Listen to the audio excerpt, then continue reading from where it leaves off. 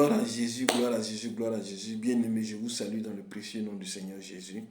J'espère que vous allez très bien et que vous passez de très bons moments avec l'Éternel des armées, le lion, le conquérant de la tribu de Juda. Je voulais parler de quelque chose qui est souvent négligé, amen, qui n'est pas peut-être compris ou bien par manque de connaissances. Voilà, les gens n'en parlent pas assez. Les songes, les rêves. Voilà, d'autres appellent ça les rêves, d'autres appellent ça les songes. Je vais vous dire quelque chose de très important. Les rêves ou les songes sont un instrument puissant que Dieu utilise pour nous parler.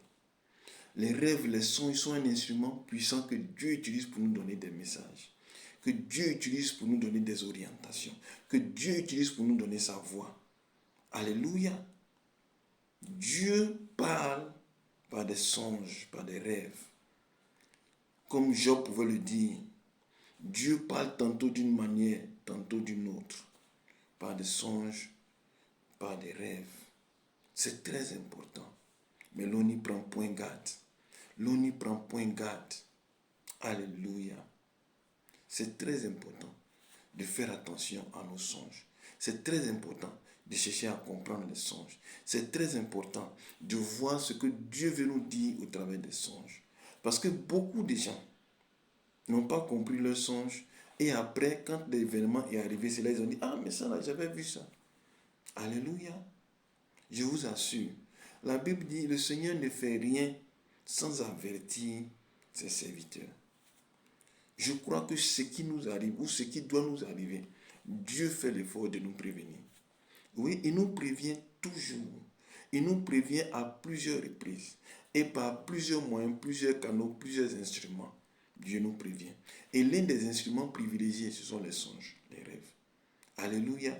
Dieu utilise les rêves pour te parler parce que parfois tu es endormi et c'est plus facile de le calme. Et il parle à ton âme. Alléluia. Dans la journée, il y a les activités, tu bouges à goutte d'eau. Donc il y en a qui dans la journée ne perçoivent pas facilement le message de Dieu. C'est pourquoi Dieu insiste pour revenir sur ces messages-là au travers des songes. Donc je voulais dire à quelqu'un, si tu fais un songe que tu ne comprends pas, trouve quelqu'un qui a le don d'interprétation. Parce que beaucoup de gens font des songes où Dieu leur parle et puis dit, oh, j'ai fait un songe bizarre là, oh, je n'ai rien compris. Ou bien c'était un songe entrecoupé. Rien n'est entrecoupé. Amen. C'est pas parce que tu n'as pas compris que c'est un songe bizarre. C'est pas parce que c'est entrecoupé que c'est un songe bizarre. Non, non, non. C'est comme ça que Dieu fait passer ses messages. Dieu fait passer ses messages comme il le sent. De la meilleure manière qu'il trouve pour toi. Alléluia. Faites très attention à vos songes. Ils contiennent beaucoup d'informations qui vont vous aider. Faites très attention à vos songes. Ils contiennent beaucoup de secrets. Des choses qui vous sont arrivées des années précédentes, des semaines précédentes, ou des choses qui sont en train de se produire, ou des choses à venir. Parfois, Dieu les révèle dans les songes. Souvent, tu pries, tu dis, Seigneur, parle-moi, révèle-moi, je veux t'entendre. Et il utilise les songes, mais tu ne comprends pas. Faites attention à vos songes. Si vous ne comprenez pas, contactez des gens qui comprennent. Alléluia. Les songes, il y a deux types. Il y a les songes qui sont simples à expliquer, qui sont clairs. C'est-à-dire que quand tu fais le songe, directement toi-même tu comprends. Mais il y a des songes aussi qui sont complexes. C'est-à-dire que dans ces songes-là, il y a des codes, il y a des clés, il y a des symboles qu'il faut pouvoir décoder. Quand c'est comme ça, c'est des spécialistes ou des gens à qui le Saint-Esprit révèle. Amen. Il faut les contacter. Voilà. C'est une grâce que Dieu fait à certaines personnes. Il faut les contacter. Amen. Parce que si tu n'as pas la bonne interprétation du songe, tu peux ne pas avoir la bonne réaction. Et quand ça va arriver, tu vas dire, mais Dieu ne m'a pas parlé, je n'ai pas compris. Ou inversement, tu vas dire, Dieu m'avait montré ça. Oh, si j'avais su, si j'avais compris. Mais trop tard, la scène a déjà eu lieu. Beaucoup de personnes, Dieu leur a révélé le décès d'une personne, d'un parent proche, mais n'ont pas compris. Il faut savoir interpréter les songes, bien aimé. Parfois, il y a des songes qui s'interprètent par leur inverse, c'est-à-dire l'événement inverse. Je vais vous donner des exemples simples que vous vivez souvent. Tu fais le songe, en réalité, par exemple, tu as un frère ou puis tu as un parent qui est malade, qui est grabataire. Et puis, tu fais songe où la personne s'est rétablie, où la personne était très bien habillée, où la personne était en joie. Alléluia. Pourtant, dans la réalité, le type est malade, il est sérieusement malade. Ce songe-là, où tu vois l'inverse de la réalité. Là. Parfois, il est en train de te dire que le monsieur va mourir. Or que dans le songe, toi, tu vois la joie, la fête. Donc, quand tu te lèves, tu dis, oh, les gars, Dieu nous a parlé. Tonton chose va vivre. Il ne va pas mourir. Parce que j'ai vu clairement qu'il s'était levé. J'ai vu clairement qu'il était en bonne santé, bien habillé. Bien aimé. Parfois, ce n'est pas la bonne interprétation. Donc, il est très important d'avoir une bonne interprétation des songes. Sinon, vous ratez le message et les effets sont catastrophiques. Dieu a averti beaucoup de gens comme ça dans les songes, mais ils n'ont pas su. Amen. Une fois, par exemple, il y a une de mes filles qui est en Angleterre.